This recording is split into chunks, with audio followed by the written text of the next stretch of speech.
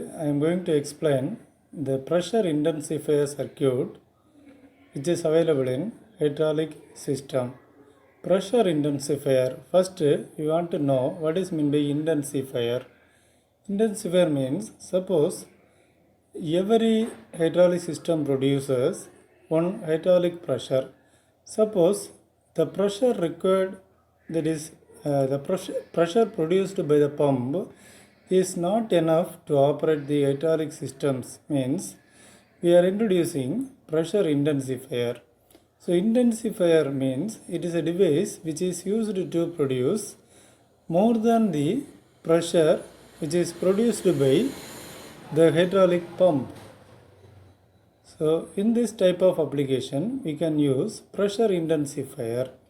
So pressure intensifier or boosters are devices used to generate pressure greater than those achievable with standard hydraulic pumps alone. They take the inlet flow from the pump and intensify the pressure. Intensify means multiply the pressure.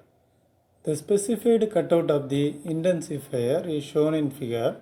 So here this is the primary pressure source. This is a piston and this is also second piston. These two pistons are connected in a single shaft. Now when the pressure is acted in this side, one force will be created on the both pistons.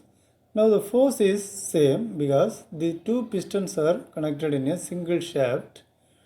Now the pressure created in the lower area is more than this area because the force only the same, but pressure will not be same. P1 is not equal to P2, but F1 is equal to F2 because of the reduced area, more force we get at the outside. So secondary pressure we get more. So this is a single acting pressure intensifier circuit. So already we have seen this arrangement. This is a large area piston. This is small area piston. So these are DCV. So these are the basic components. Reservoir, pump, pressure relief valve. Basic components DCV which is available. So here in one position of the DCV, the fluid will enter into the large area of the piston. At that time what happened? The pressure and the hydraulic pressure available at this area, it's increased. The fluid pressure will be increased here. So that increased pressure will send to the system outlet. Okay, this is one position. So when the position changes to second, what happens? The pressure available in this area gets it will go to the reservoir. So the pressure will be released in the pressure intensifier. So this is a symbol of pressure intensifier. You can see practically or theoretically the intensifier shown on the forward stroke. In this situation, the pump flow is fed to the port A of the intensifier, which applies a pressure to the piston, causing it to move right. This in turn generates a force. This is applied to the rod. The force on the rod then creates pressure and flow at the outlet of the system.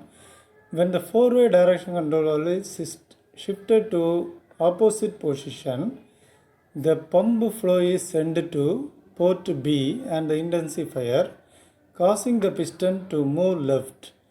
This causes fluid to be drawn into the rod chamber, which completes one cycle.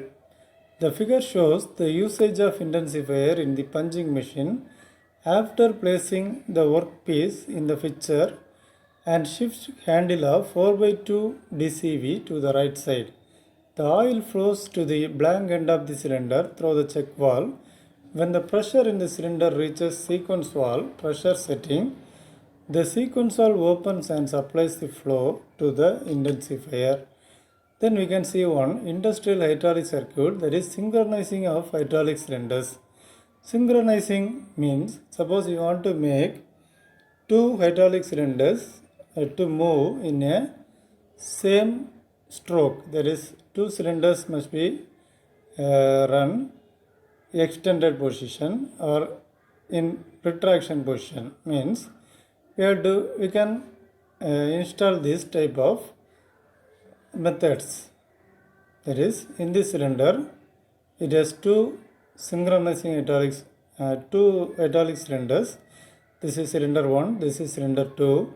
It is operated by 4/3 DCV. Then reservoir, filter, pump, pressure relief valve. These are the basic components are available. So the connection is very important. Initially, the connection from the pump end should be given to the blank end of the cylinder 1. Then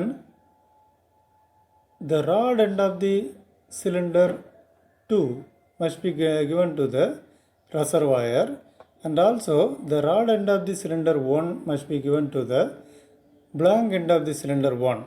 So this is the connection. So when the position of the DCV1 activated, what happened? The fluid from the pump enters into the blank end of the cylinder 1. At the same time, the fluid available at the rod end of the cylinder 1 also enters into the blank end of the cylinder 2. So at the same time, cylinder 1 and 2 start extends. So at the same time, the fluid available in the rod end of the cylinder 2 will be returned to the reservoir. Okay. So when the position changes to second position or third position, pump flow will be converted into the blank rod end of the cylinder 2. So it retracts. So at the same time, the fluid available at the blank end of the cylinder will enter into the rod end of the cylinder 1. So this cylinder also retracts now.